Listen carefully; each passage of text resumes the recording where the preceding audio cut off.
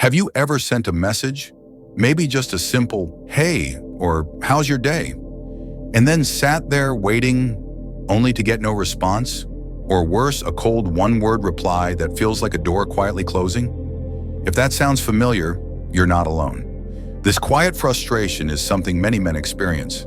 They reach out, trying to show interest, trying to connect, and instead they're met with silence. It's easy to think the problem lies in what we say, but the truth, it's not the words. It's the emotion behind them. You see, connection doesn't happen because of perfectly crafted sentences. It happens because of the energy we transmit, the confidence, the intention, the calm presence woven into every word. And this is where Stoicism offers a powerful lesson. The Stoics taught that we can't control others, their reactions, their timing, their moods, but we can control ourselves, how we show up, the attitude we carry, the presence we bring. When it comes to texting, most people focus on tricks or clever lines. But if you want something deeper, if you want to create real connection, it starts with a shift in mindset. In this video, we're going to explore 5 texting principles, not random tactics, but ideas rooted in psychology, emotional intelligence, and the timeless wisdom of Stoic philosophy. Principles that will help you move from chasing attention to commanding respect, from being ignored to being genuinely seen. So if you're tired of overthinking your texts and second-guessing your worth, you're in the right place. Let's dive deeper, not just into better communication, but into becoming the kind of man whose presence is felt long before his words are read.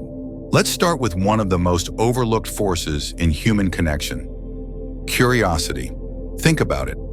When was the last time something truly caught your attention? Not because it screamed for it, but because it left just enough unsaid to pull you in? Curiosity is wired into us. It's the reason we binge-watch series late into the night or can't resist clicking on a headline that leaves a question hanging. Our minds crave closure. We need to know more. Yet when it comes to texting, most men miss this completely. They send polite, well-meaning messages like, "How was your day?" or "Hope you're doing well." Respectful? Sure, but emotionally flat. They don't leave any room for the mind to wander, to engage. If you want to stand out, you have to invite her into a conversation she wants to continue. The key is to create an information gap, a little mystery that tugs at her curiosity. Instead of, "Hope you're having a good weekend," imagine sending, "I just realized something interesting about you. Want to guess what it is?" Now she's leaning in, she's wondering, she's involved. Marcus Aurelius once said, "If it's not necessary, don't say it." In texting, that wisdom becomes powerful. You don't need to explain everything. You don't need to fill the silence. You need to spark something, leave space, let her imagination do the work. And trust me, when someone is curious, they're not just reading your words, they're feeling them. Curiosity isn't about trickery, it's about presence. It's about knowing that silence, when used well, speaks louder than noise. So next time you text, don't just fill the space, invite her into it. Let's talk about something most people overlook: anticipation. Think about the feeling you get when you're counting down the days to a long-awaited trip, or waiting to open a gift you're not allowed to peek at. That buzz of excitement? It's not just in your head, it's dopamine at work, the brain's natural reward chemical, triggered by the simple act of waiting. Anticipation doesn't just make you feel good, it creates emotional investment. And yet, when it comes to texting, most men sabotage this powerful tool without realizing it. They reveal too much, too soon. Messages like, "I planned a surprise for you," sound sweet, but they leave nothing to the imagination. No buildup, no emotional pull. The Stoic philosopher Epictetus taught a profound truth. Strength lies in restraint, not giving everything away at once, but holding back just enough to let curiosity and desire grow. In texting, this means learning to drop hints, just enough to spark her interest, but not so much that the mystery's gone. Instead of texting, "I planned a surprise for you," try, "I saw something today that made me think of you. Want to guess what it is?" Now she's not just passively reading, She's engaged, she's wondering, and more importantly, she's feeling. Anticipation keeps the conversation alive. It transforms a simple interaction into an experience she looks forward to. Because the mind loves a puzzle it can't solve immediately, and the heart loves a story that unfolds slowly. Remember, it's not about being distant or playing games. It's about understanding one simple truth. When you give her space to wonder, you give her a reason to stay curious about you. So next time, resist the urge to reveal everything. Let the silence build the story. Let anticipation do its quiet, powerful work. Now let's move beyond the surface, because real connection doesn't happen with small talk. It doesn't grow in the shallow waters of "how was your day?" or "what's your favorite color?" It grows in depth, in the quiet places where real thoughts and feelings live. Most people stay at the surface because it feels safer. It's easy to exchange pleasantries. It's harder to invite someone to think, to feel, to reveal something they don't show the world every day. But if you want to build something real, you have to be willing to go deeper. And it starts with a simple shift. Ask better questions. Not just, "what do you do for fun?" Ask, "and what's something most people don't know about you, but should?" Not just, "how's work?" Ask, "what's one dream you haven't told many people about yet?" These questions aren't intrusive, they're invitations. They say, "I see you beyond the surface. I'm curious about who you really are." The Stoics understood this. They taught us to focus on substance, not appearances, to value depth over decoration. Marcus Aurelius reminded us, the soul becomes dyed with the color of its thoughts, and you can't see someone's true colors if you never look beyond the surface. When you show real curiosity about a person's inner world, you stand out, because so few people truly listen, and even fewer truly ask. So next time you text, resist the temptation to stay safe in small talk. Take a step closer to something deeper. Ask a question that makes her pause, not because she's confused, but because she feels seen. That's how real connection begins. Not with noise, but with depth. Let's talk about compliments, and why most of them don't work. We've all been taught that women love compliments, and it's true, but only when they're real. A shallow compliment on her looks might catch her attention for a moment, but it fades fast. "You're beautiful. You're so pretty." Words she's heard 1,000 times.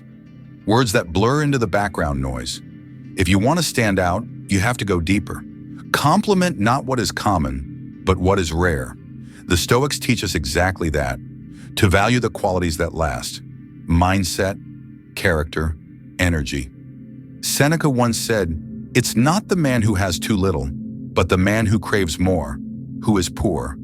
The same idea applies here. Don't crave the obvious. Seek what's rare. So instead of, "you have a beautiful smile," and say, "I admire how calm you stay when everyone else is losing it."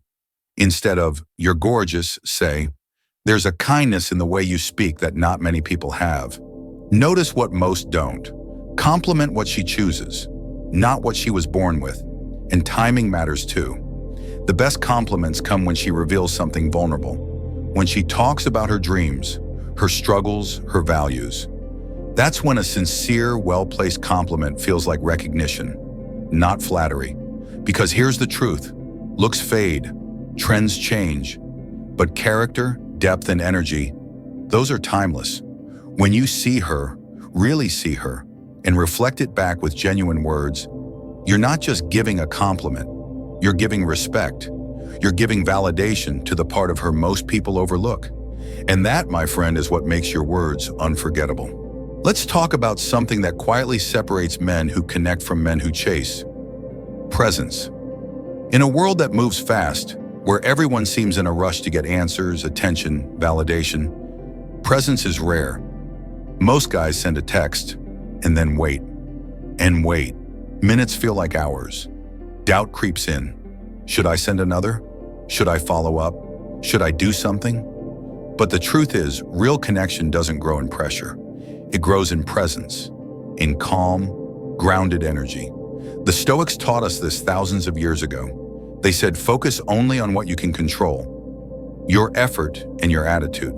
Release the outcome. You can control the quality of the message you send. You can control the intention behind it, but once it leaves your hands, you have to let it go. Texting is no different. Send your message, mean it, and then move on with your life. No chasing, no second guessing, no desperate follow-ups. When you carry that kind of energy, calm, complete, unattached, people feel it.